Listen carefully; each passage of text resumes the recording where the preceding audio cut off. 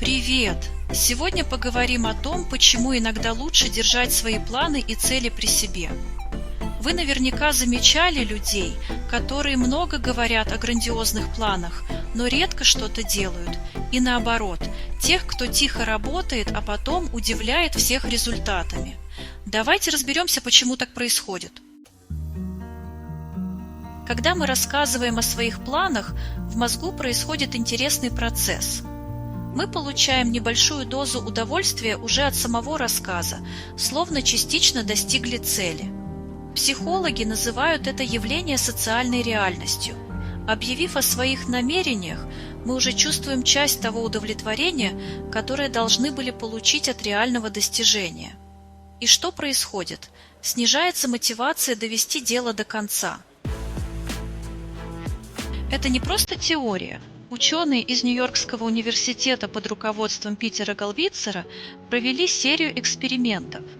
Результаты показали, что люди, держащие свои профессиональные цели в секрете, с гораздо большей вероятностью их достигают. Причина проста. Вся мотивационная энергия направляется на реальные действия, а не растрачивается на разговоры. Подумайте, что происходит, когда вы публично объявляете о своих планах. Вы создаете ожидания не только у себя, но и у окружающих. Появляется страх не оправдать эти ожидания. Возникает давление, стресс и тревога. Вы начинаете действовать не столько ради самой цели, сколько ради одобрения других. А это совсем не то, что нужно для настоящего успеха.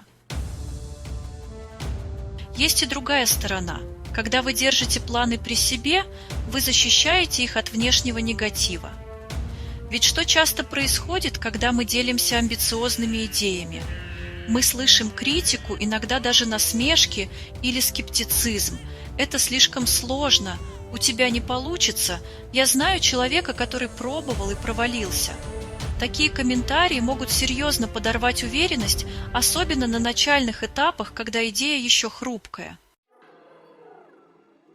Кроме того, не все окружающие желают вам успеха. Некоторые люди, осознанно или нет, могут саботировать ваши усилия из зависти или из-за собственных комплексов.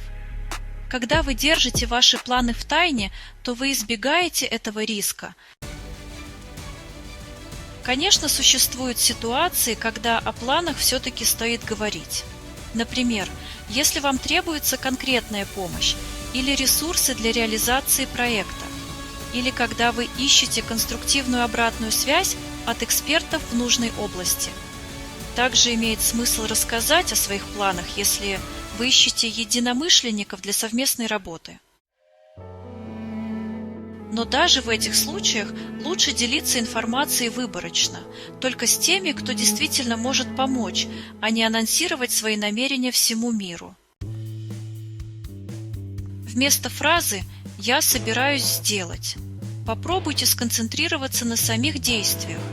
Пусть о ваших целях расскажут результаты. Как говорил Брюс Ли, знания приводят к словам, действия приводят к молчанию. Подход «сначала сделай, потом говори» дает два преимущества. Во-первых, вы с большей вероятностью достигнете цели. Во-вторых, вместо обсуждения планов вы сможете поделиться реальными достижениями, что гораздо приятнее и впечатляет людей намного сильнее. Так что в следующий раз, когда захотите рассказать всем о своем новом проекте или цели, возможно, стоит сделать паузу и спросить себя: а не лучше ли сначала действовать, а потом говорить? Попробуйте этот подход, возможно, результаты вас приятно удивят. Спасибо за внимание! Если видео было полезным, не забудьте поставить лайк и подписаться на канал.